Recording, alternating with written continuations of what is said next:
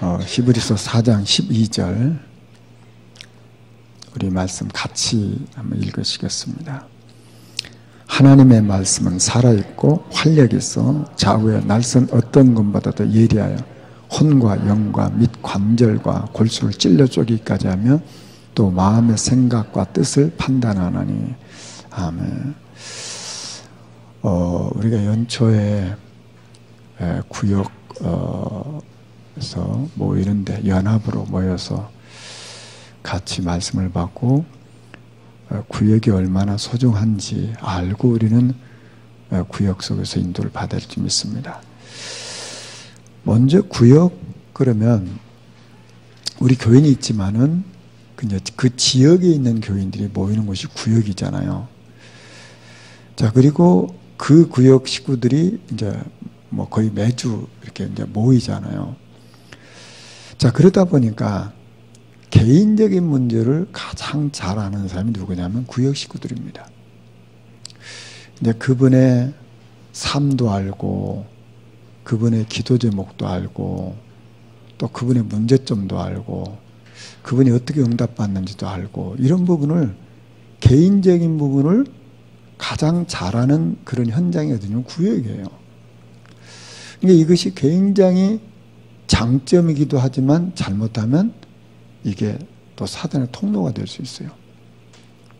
왜냐하면 우리가 서로 너무 잘 알잖아요. 구역 식구들은. 내가 이제 이 집 가고 저 집 가고 그러니까 그 집에 밥그릇이 몇 개나 되는지도 안단 말이에요. 그러니까 이것이 굉장히 장점이기도 한데 이게 또 단점이 될 수 있어요. 장점이라는 건 뭐냐면 그분을 놓고 그분의 형편과 사정에 맞는 그런 메시지도 할 수 있고 사실적인 중보기도도 할 수 있죠. 만약에 이렇게 된다면 그것은 굉장히 복된 거예요. 근데 만약에 구역 예배를 우리가 드리다 보니까 뭐 우리 집에 뭐 어떤 허물도 있고 내 뭐 약점도 있고 다 있지 않습니까? 다 우리가 허물 없는 사람이 없고 약점 없는 사람이 없단 말이에요. 근데 이게 사단이 역사하면은 이게 전부 다 말거리가 된단 말이에요. 그러니까 이 구역이 참 개인적인 문제를 잘 알기 때문에 참 좋은 곳인데 또 다 사단이 또 역사할 수 있는 곳이에요. 그래서 유 목사님이 그런 얘기를 이렇게 하시잖아요. 다락방 가서 메시지 할 때는 은혜를 받는데 차 마시면서 불신앙한다. 그러니까 메시지는 다 복음 말하는데 이제 차 마시면서 편안하니까 뭐 과자 먹고 뭐 음료수 마시면서 뭐 누가 어떻고 이제 완전 불신앙에 빠져버리는 거예요. 이게 이제 문제라고 말이에요. 자, 그래서 우리는 구역을 가는 입장 또 구역을 인도하는 사람들, 구역에 참여하는 모든 분들이 뭘 알아야 되냐면 다 그분도 문제가 있고 나도 문제가 있고 다 우리가 그렇지 않습니다. 그런 이제 치유받는 과정이란 말이에요. 우리가 어디 완벽한 사람이 어디 있습니까? 천국 갈 때까지 완벽한 게 없잖아요. 그러니까 내가 정말 저번에 어떤 혹시 비밀스러운 일이 있다. 저번에 어떤 뭐 허물이 있다. 그러면 내가 저분을 어떻게 감싸서 치유받게 해서 저 허물이 도리어 발판이 되고 감사로 바뀌고 뭐 이런 생각을 가지고 우리가 한다면 그거 너무너무 복 있는 거 아닙니까? 근데 그걸 가지고 자꾸 지금 그분이 그게 힘든 부분인데 가서 여기저기 가서 막 말을 해서 그게 돌아서 들어가게 되면 이 보통 문제가 아니란 말이에요. 자, 그러니까 구역은 굉장히 장점이 있지만 또 단점이 있을 수 있다. 이걸 우리 구식구들 꼭 기억을 해야 됩니다. 자, 두 번째는 잘못하면은 이 구역이 완전히 불신앙에 교류를 하는 그런 위험이 있어요.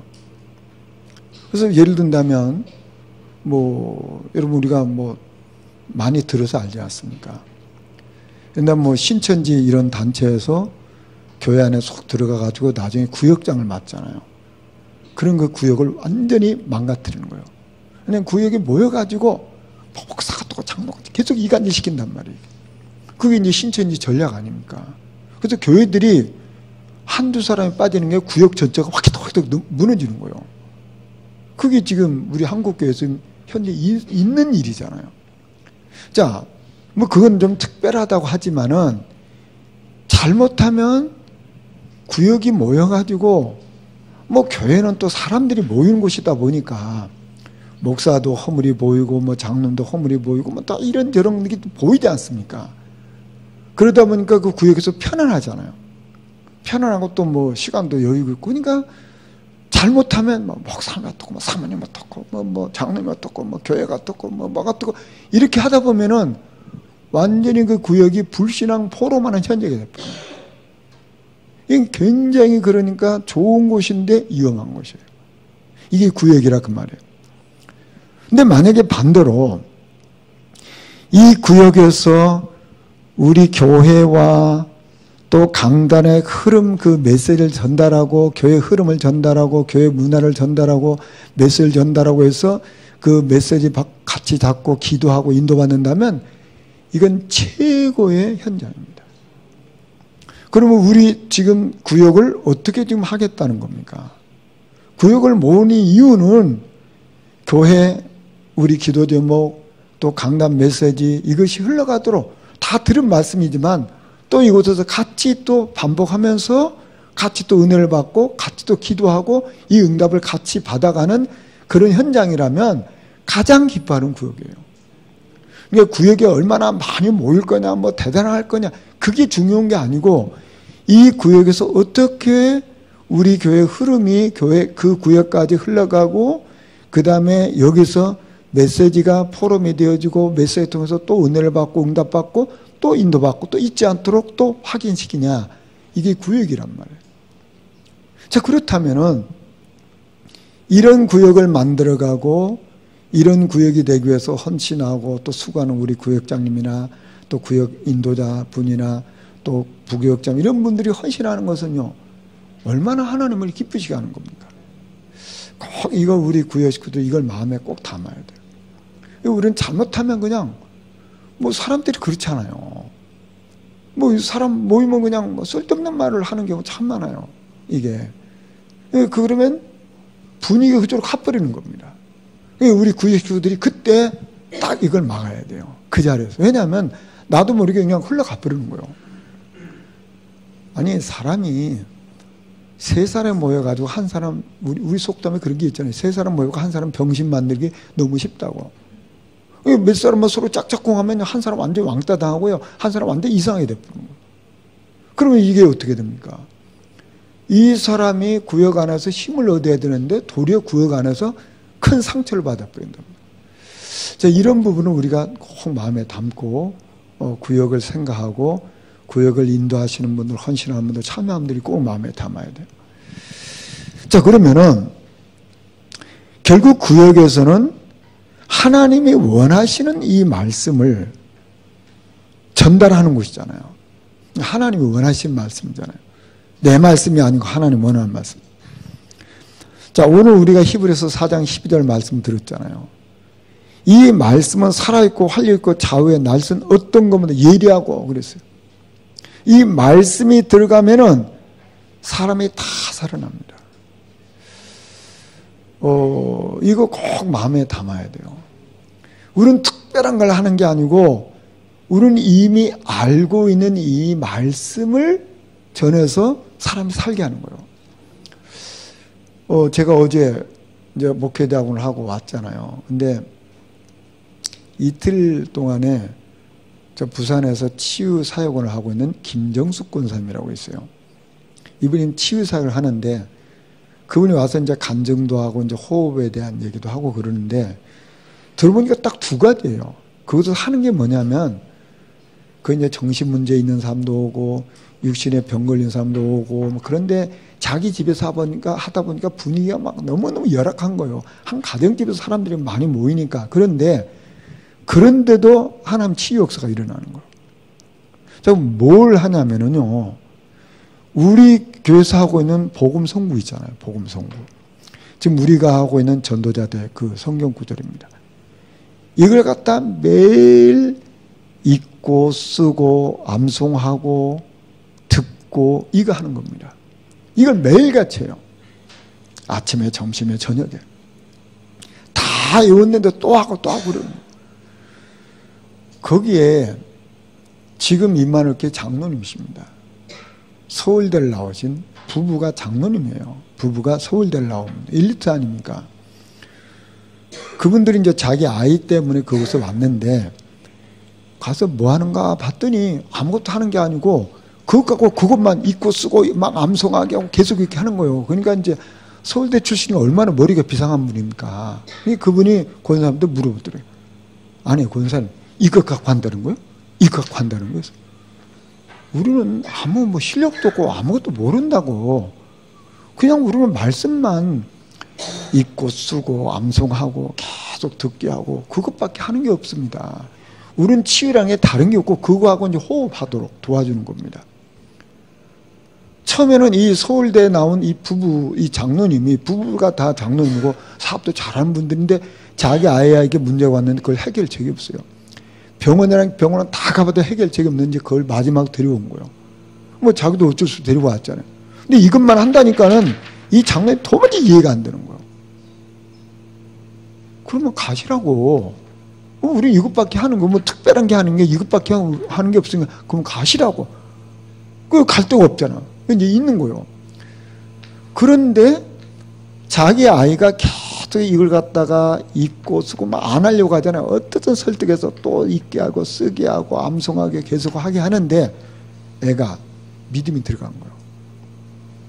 말씀이 들어간 거예요. 그러니까 애가 이제 바뀌는 거예요. 그러니까 이 장로님 내부 그분이 이말교회 장로님들이에요. 그러니까 자기 교회 권사님 하는데 이 장로들 교만해가지고 내가 서울대 나고 내가 사업도 잘하는데 뭐 권사 제따이고 뭘 하겠나 이런 생각을 하는 거예요. 자기 같은 교회 장로인데도. 근데 자기 아이가 아무래도 안 되는데 애가 변화가 되니까 이거 뭐가 있나 보다. 그래서 이제 자기도 하기 시작한 거예요. 근데 이제 그 영상으로 만들어가지고 그걸 보여주더라고요. 그 장로님 고백이에요. 나는 지금까지 20몇 년을 유목사님 메시지 들었는데 내가 메시지 듣고 말씀 내가 많이 안다고 뭐 서울대 출신이니까 얼마나 많이 알겠어요. 아는 게 많이 안다고 했는데 가장 중요한 건 모르고 있고 왜냐면 쉽게 말하면 뻘로 알았단 말이에요. 그 고백하더라고요. 그래서 자기가 정말 회개하고 무릎 꿇었다고 그런 고백하는 거예요. 자, 무슨 얘기냐면요. 말씀이 처음에는 지식입니다. 처음에는 지식이에요. 그런데 그 말씀이 어느 날 내 영혼 속에 각인이 돼버리면 이때부터 그 영혼이 살아나요. 그 영혼이 살아나면 어떻게 되냐면요. 마음에 평안이 와요.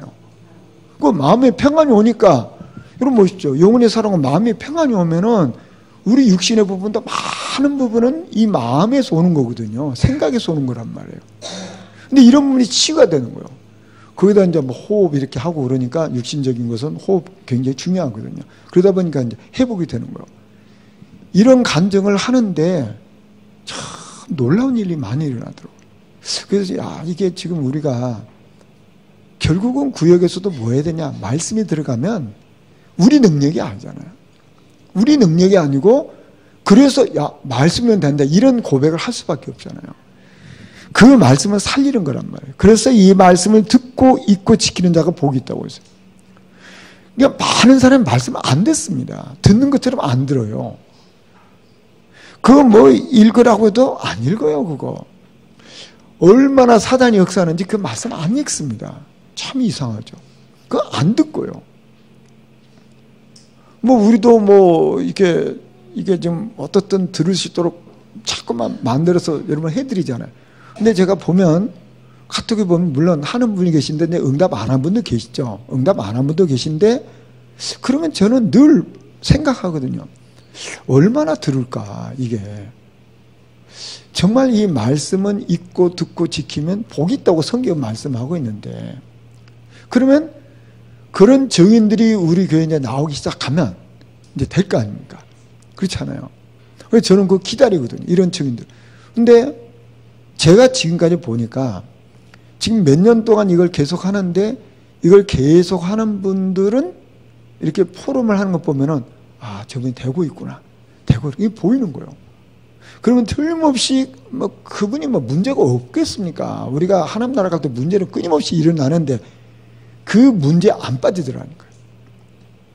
문제가 오는데 잠깐은 뭐 염려가 생기고 잠깐은 뭐가 있잖아요. 사람이. 그런데 조금 지나면 그거 뛰어넘어 있어요. 아, 이게 능력이구나. 언젠가 제가 이런 분들 증인 세울 거거든요. 계속 하시는 분들 어떤 일이 일어났는지 이 증인 세울 거거든요. 아직은 제가 조금 좀 이르다 생각이 기다리고 있거든요. 근데 몇몇 분 보면요, 되고 있는 분들이 계세요. 이게 말씀을 읽고 듣고 지키는 그 복이 있다고요. 성경은 그렇게 말했잖아요. 그러니까 우리가 성경이 그렇게 말했다면 우리가 한번 실험을 해봐야 될 거 아닙니까? 이게 복이 있다고 하는데. 자, 그러면 이 말씀을 누가 하느냐 그 말이에요. 이 말씀에 사로잡힌 자들이 합니다. 그래서 제가 이번에도 참 이렇게 보여드린 게 뭐냐면, 김신태 장로님이란 분은 차의과대학원의 의사입니다. 교수예요. 우리나라 소화기 내과의 권위자입니다. 근데 그분이 와서 이제 강의를 하셨는데, 보니까 이분은 천식 환자예요. 자기가 천식이란 병을 어릴 때부터 갖고 있는 병이 있기 때문에 의사가 돼서도 자기 병이 이 소화기 내과이기 때문에 소화기 내과를 전공한 거예요. 그러니까 이게 한이 있는 거예요. 그 다음에 아까 얘기한 그 김정숙 권사님은 폐병 환자거든요. 폐병 환자인데 고등학교 교사를, 영어 교사를 하다가 폐병을 알아가지고 더 이상 못해서 받으면 퇴직을 한 분이에요. 근데 유 목사님 메시지 듣다가 이제 호흡 이런 얘기 들으니까 이제 그걸 이분은 다른 사람은 대충 듣고 말하는 이 사람은 자기 살아야 되니까 그걸 붙잡은 거예요. 그러면서 계속 하다 보니까 자기에게 증거가 나타나요. 지금도 폐가 위쪽은 없어요. 그분이요. 지금도 폐 환자예요. 그런데 자기에게 증거가 있잖아요. 자기 증거죠. 건강하고 막 살고 거기 막 수십 명이 와서 그 살고 막 문제 있는 사람들 막 치유해주고 막 밤새고 그래요. 근데 끄떡없이 한다니까. 그게 뭐냐면 자기에게 한이 있단 말이에요. 한이 있는 사람은 지속해요. 제가 보니까 이게 한이 없는 사람은 지속을 못 하더라고요. 저 같은 경우는 우리 성도들과 좀 다른 면이 있을지 몰라요. 우리 어머니가 여기 계시잖아요.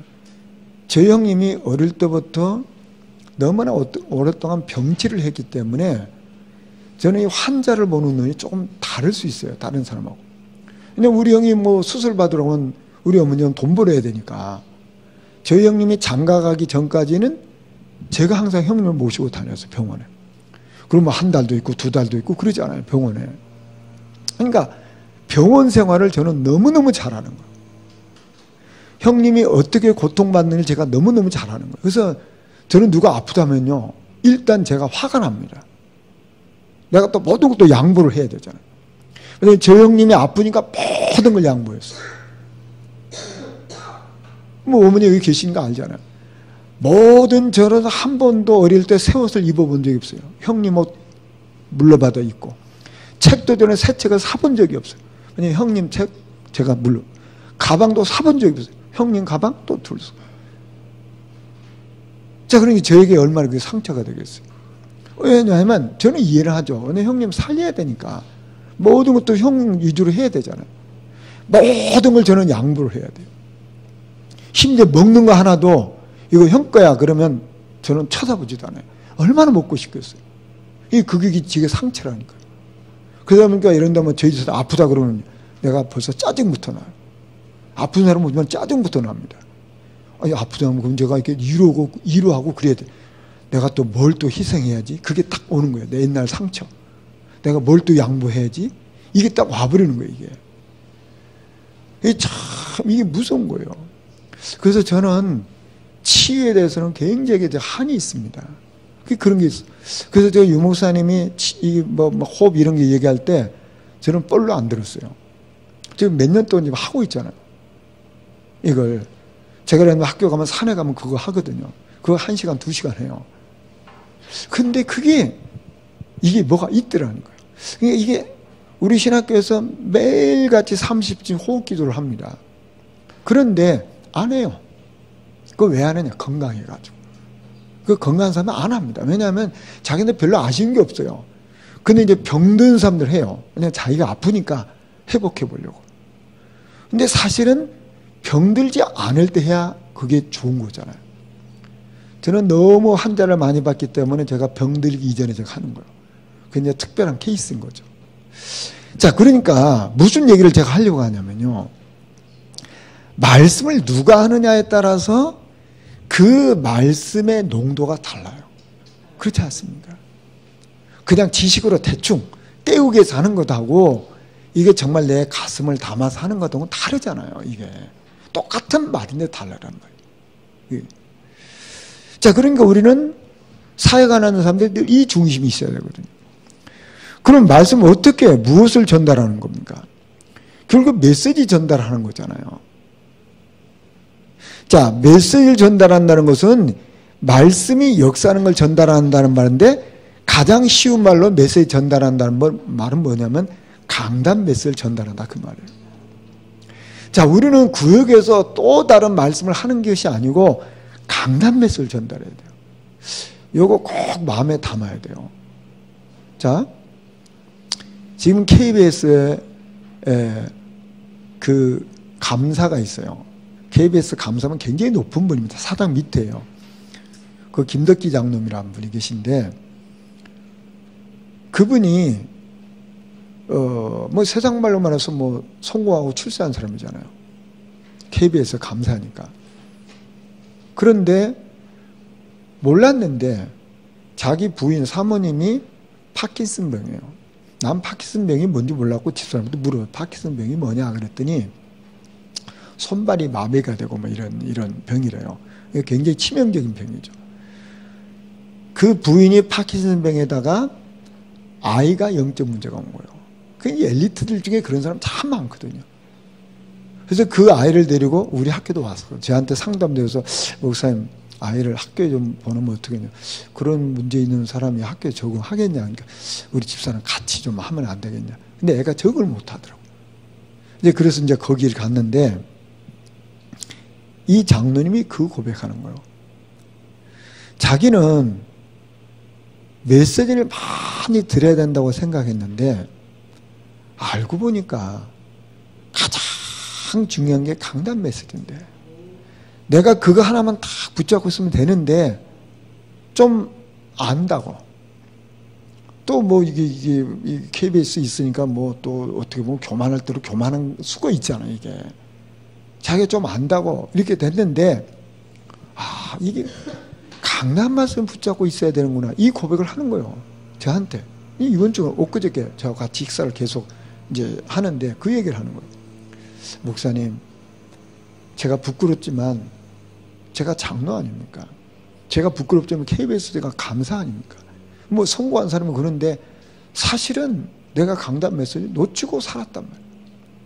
근데 이게 지금 한 맺힌다는 거예요.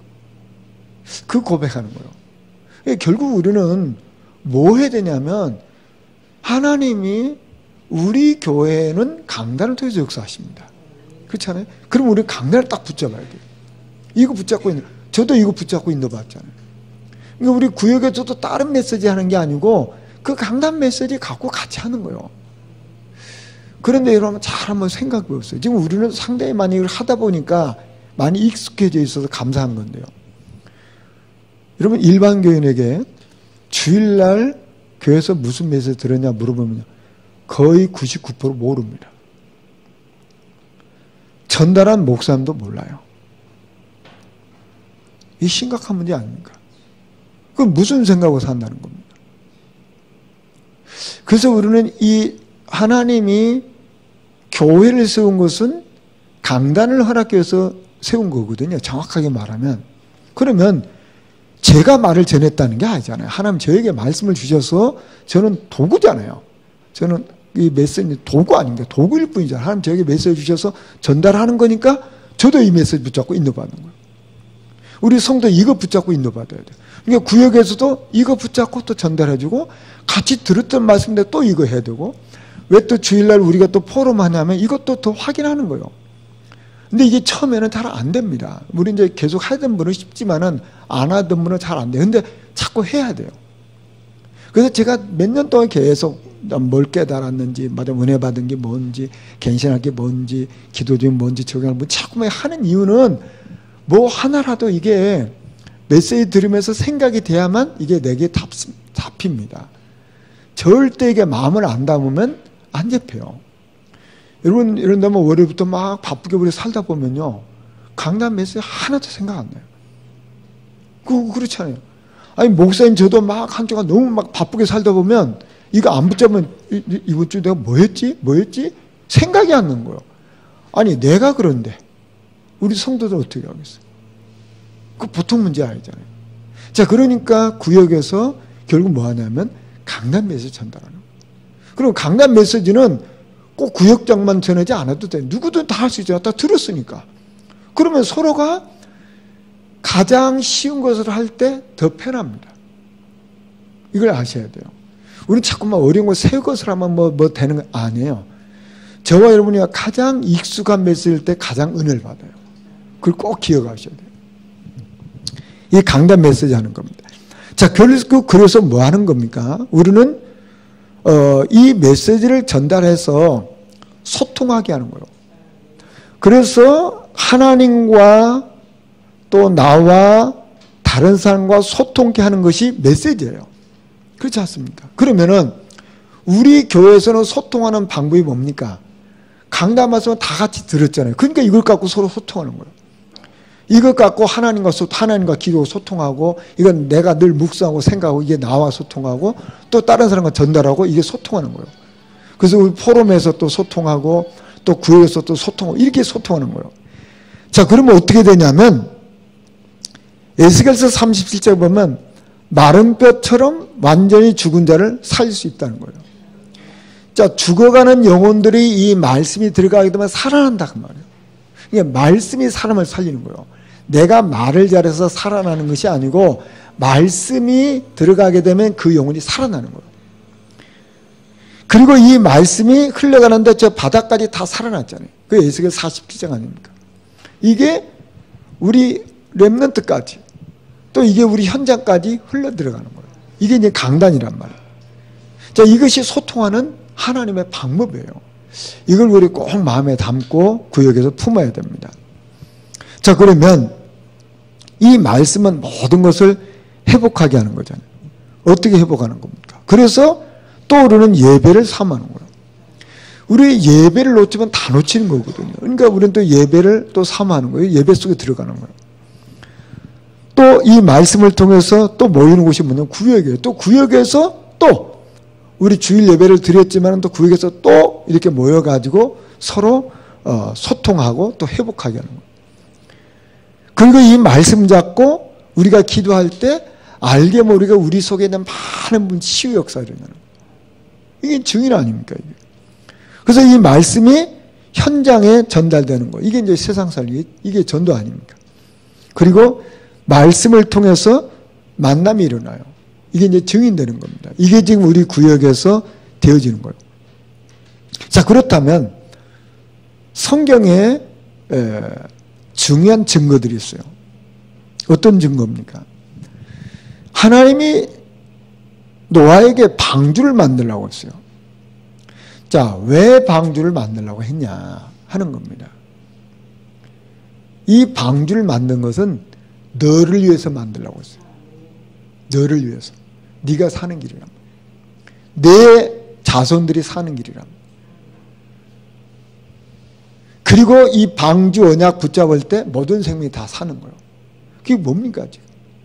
자, 그러니까 말씀이 내 것이 되고 이 말씀이 우리 가족들에 전달되고 이것이 세계에 전달되는 거예요. 이게 하나님이 하시는 방법이에요. 또 하나님의 모세를 불렀어요.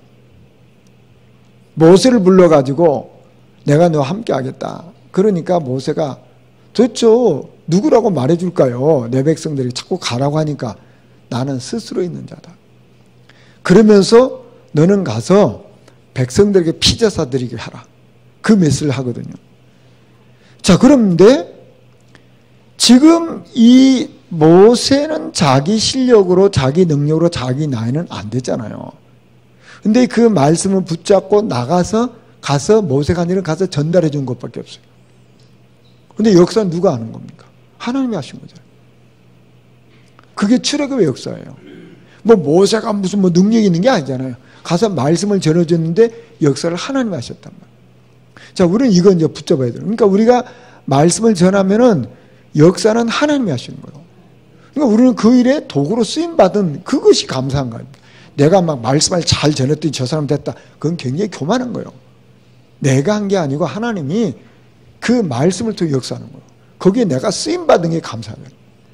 아니, 세상에 마귀에게 쓰임받은 그 저주 아닙니까? 근데 우리에게는 성령의 도구로 내가 쓰임받는단 말이에요. 이게 축복 아닙니까?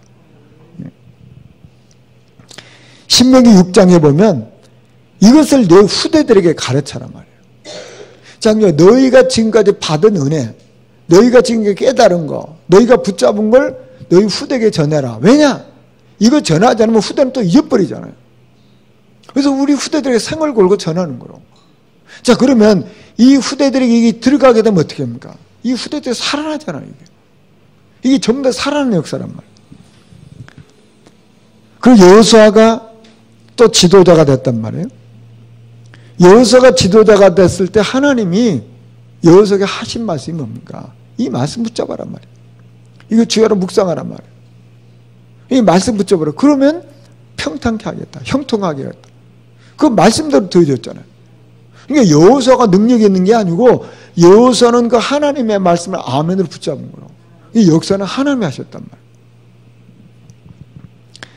예레미야 33장에 보면 너는 내게 부르짖으라고 했어요. 이때 더 중요한 게 뭐냐면 여호와의 말씀이 예레미야에게 이랬다고 했어요.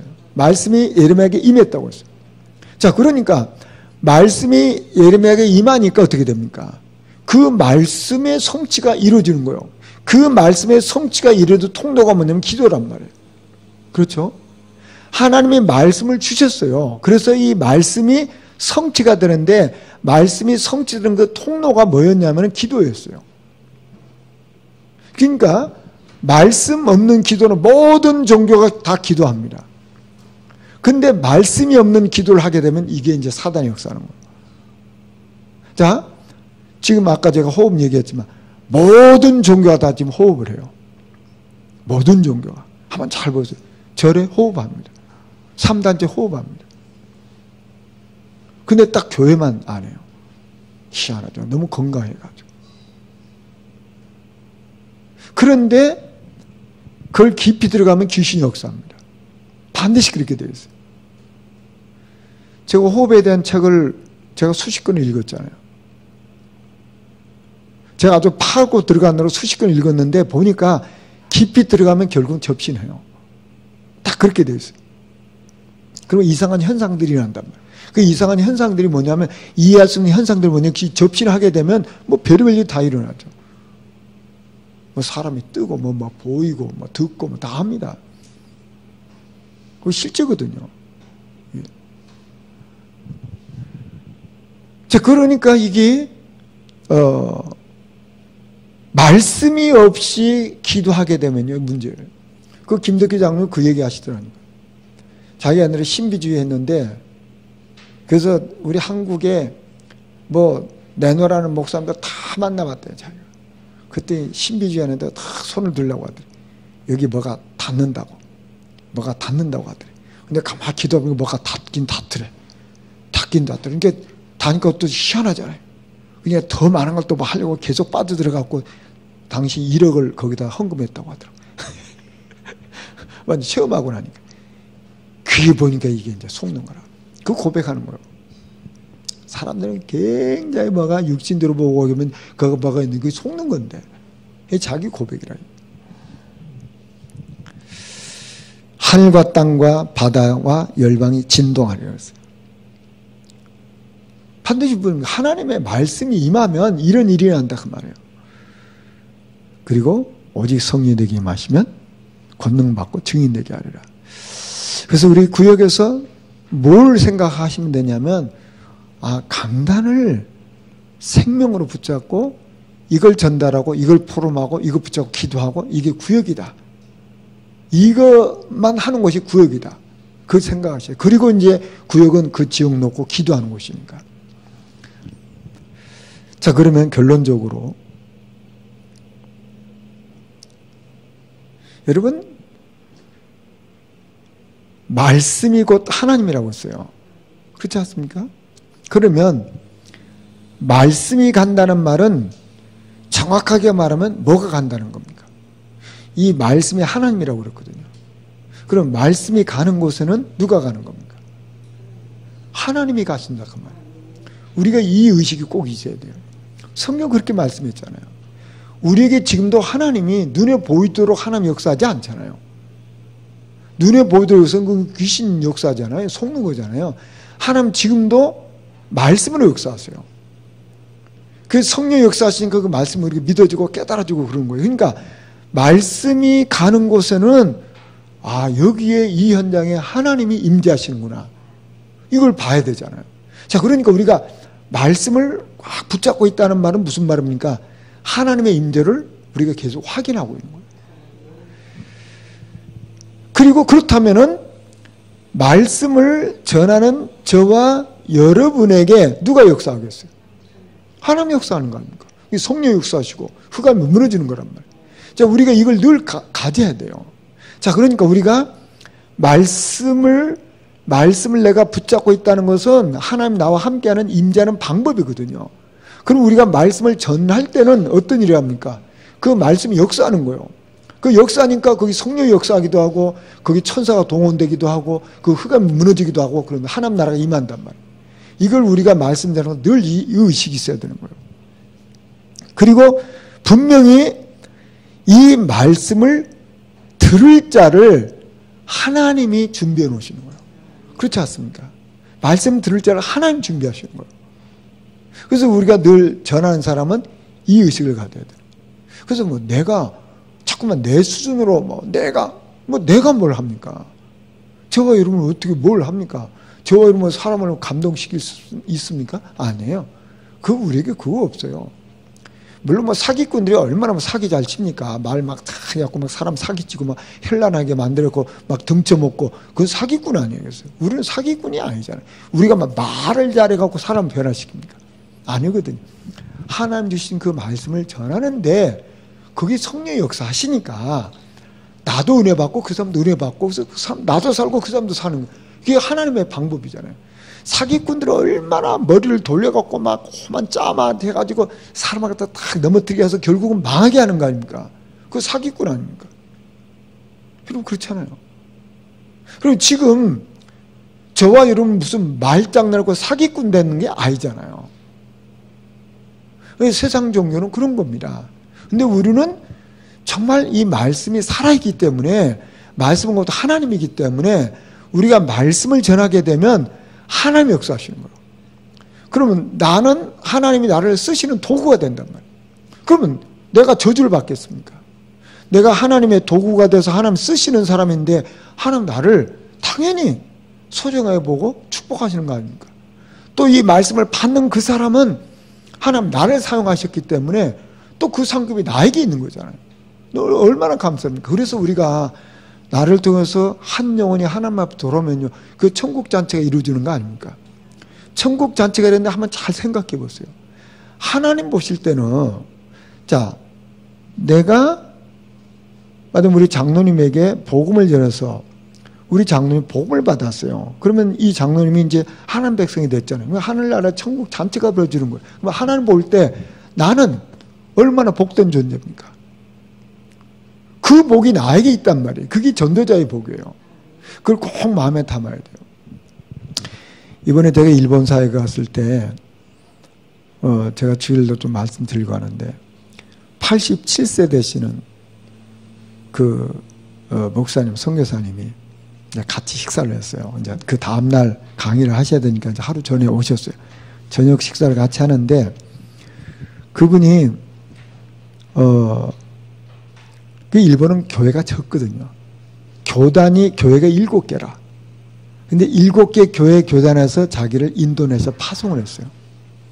인도네시아 파송을 해서 거기 가서 이제 8년을 선교사로 일을 했는데 그 인도네시아는 그 산 쪽에 들어가면 산족들은 사람을 죽여가지고 목을 잘라서 걸어놓는 것을 굉장히 그 추장이 용기 있다고 하는 그런 표시래요.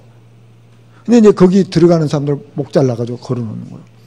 그래가지고 많은 선교사님들이 들어갔다 다 목 잘려서 이제 된 거예요.